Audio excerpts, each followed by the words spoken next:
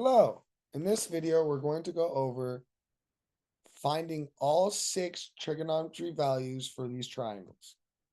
These are fairly simple. We have a video that goes over understanding the 6 trig values. This one, we're going to go and label them. We have a theta in each triangle, and these are pretty self-explanatory. So, first thing we need to remember is we have SOH-CAH-TOA. Remember, we write it out like this because sine or so represents sine of theta. Sorry, let's make our theta a little evener. Sine of theta is opposite over hypotenuse. The cosine of theta is equal to adjacent over hypotenuse. And then finally, the tangent of theta is equal opposite over adjacent. So let's start jumping straight into it. Looking at this first triangle, we're going to label it number 1.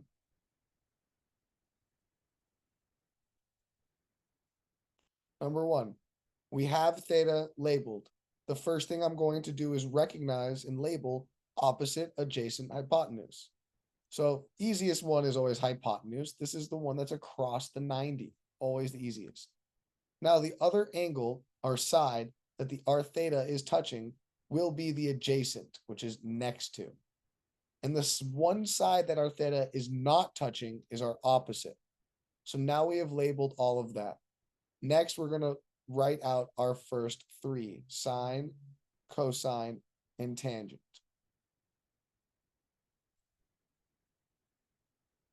All right, sine is opposite over hypotenuse, which is 8 over 17. Cosine is adjacent over hypotenuse, which is 15 over 17. Tangent is opposite over adjacent, which is 8 over 15. Next, when we're looking for the other 6, we have to recognize there are inverses. We know that sine of theta, or the inverse of what we're looking for, cosine of theta, is equal to 1 over sine of theta. Secant of theta is equal to 1 over cosine of theta. Cotangent of theta is 1 over tangent of theta.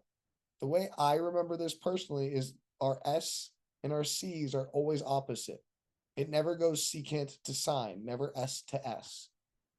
So we know, and we're going to start writing out now, that our sine of theta, so we're going to write out cosine of theta, secant of theta, cosecant of theta, secant of theta, and cotangent of theta. And all we're going to do is flip our original 3 that we found. Cosecant is equal to 17 over 8. Secant is equal to 17 over 15. Cotangent is equal to 15 over 8. Super easy, simple stuff. Let's minimize everything, clean it up a little bit, and work on one more problem, call it a day. All right. Theta is labeled right here, so we need to label all of opposite adjacent hypotenuse. Hypotenuse is the easiest one to see first across the 90. Our other side that we are touching on the other side of theta is our adjacent. The side we are not touching at all is opposite. We should be careful because we have a square root in this equation, so we need to take that into consideration. We label out the first 3, sine, cosine, and tangent.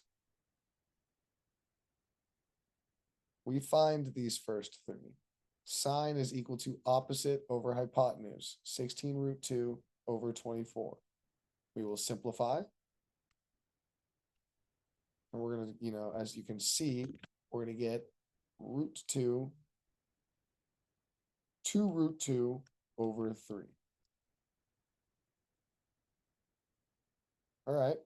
Then cosine, we're going to get adjacent, which is 8 over 24, which we will simplify to 1 over 3.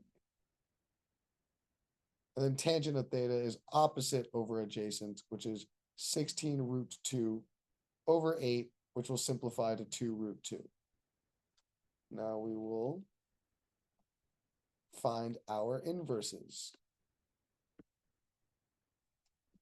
We have first cosecant of theta, secant of theta. Let's make that of theta a little more apparent. Cosecant of theta, secant of theta, cotangent of theta. All we do is flip our fractions that we have simplified. 3/2 radical 2. Be careful, we must rationalize our denominator, multiply top and bottom by √2. Rewrite our simplified version, 3√2 over 4, because √2 times √2 is 2, 2 times 2 is 4. Next, we flip the secant, which is just 3/1, which is just 3, and then cotangent.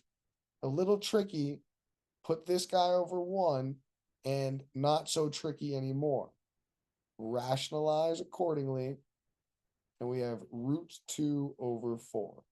And there we have all 6 trig functions for both the triangles on top and on bottom, one with a square root involved to, kind of mix things up.